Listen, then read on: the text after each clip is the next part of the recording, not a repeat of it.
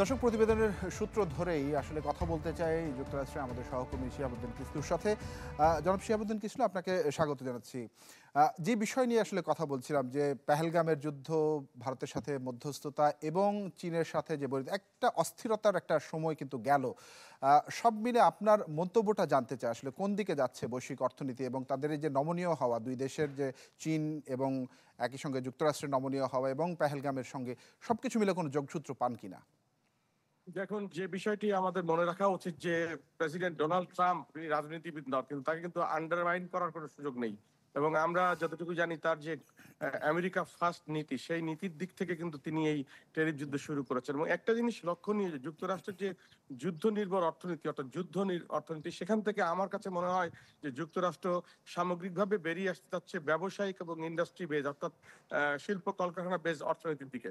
তারই একটি অংশ। এছাড়া যে বিষয়টি খুবই বাস্তবসম্মত এখানকার জনগণের দৃষ্টিতে, সেটি হচ্ছে যে আমরা যুক্তরাষ্ট্র অত্যন্ত ধনী দেশ বলেই যে আমরা শুধু বেশি শুল্ক দেব অথচ তারা দেবে না, ব্যাপারটি এমন।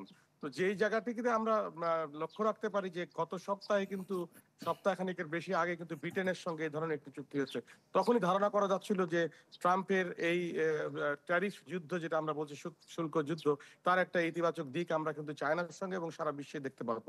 এবং যে বিষয়টি আমরা মনে করছি এটি একটি মেসেজ যে আসলে অন্যান্য বিশ্বের ক্ষেত্রে যে অসামঞ্জস্য রয়েছে ব্যবসায়ীর ক্ষেত্রে, সেটিকে আসলে টেনে নিয়ে আসা। বিশেষ করে ট্রাম্প কিন্তু এই ক্ষেত্রে একটু উল্লেখ করেছে চায়নার ক্ষেত্রে যে ওপেন মার্কেট এবং যেটি হচ্ছে নন মনিটারি বেসড ট্রেড, যেটা অর্থাৎ যেটা হচ্ছে যে টাকা দিয়ে কেন নয়, এক পণ্যের বিনিময়ে অন্য পণ্যের নেওয়া, এই যে বিনিময় জিনিস, এই জায়গাটা কিন্তু ট্রাম্প জোর দিচ্ছেন। এবং এটি নিয়ে কিন্তু চায়নার সঙ্গে আলোচনা হয়েছে এবং চায়না সেই জায়গাটাতেই কিন্তু এগ্রিমেন্টের একটি অংশ রয়েছে। এটি এক। আরেকটি বিষয় হচ্ছে যে অ্যালুমিনিয়াম এবং যে স্টিল, এই ধরনের বড় বৃহৎ খনিজ শিল্পের ক্ষেত্রে কিন্তু এখনো আলোচনা চলছে এবং যে 90 দিনের মধ্যে তারা মনে করছে এটা ব্রডার সেন্সে, অর্থাৎ আরো বৃহত্তর পরিসরে এ ধরনের চুক্তি হবে। তো যে বিষয়টি, এর ইম্প্যাক্ট কিন্তু ইমিডিয়েটলি আমাদের দেশে পড়বে। তার কারণ বাংলাদেশে বিশেষ করে রপ্তানি পণ্যের ক্ষেত্রে গার্মেন্ট শিল্পের যে বিষয়টি, সেটি কিন্তু রপ্তানি নির্ভর আমাদের যেই বৈদেশিক মুদ্রা, তার একটি প্রধান খাত। তো সেই জায়গা থেকে তারা কিন্তু ব্যাকওয়ার্ড লিঙ্কেজ ইন্ডাস্ট্রি, ভারত এবং চায়নার বিভিন্ন সাব কন্ট্রাক্টে বাংলাদেশ কাজ করে জি, থাকে। সেই ক্ষেত্রে বাংলাদেশে একটা ইতিবাচক প্রভাব সেখানে রয়েছে। জি, সরাসরি জি। অন্যান্য যে জনাব বিষয়গুলো শিহাবুদ্দিন রয়েছে কিসলু, আমাদের সেক্ষেত্রে সময় স্বল্পতার কারণে আপনাকে থামিয়ে দিতে হচ্ছে। অনেক ধন্যবাদ আমাদের সঙ্গে যুক্ত হওয়ার জন্য।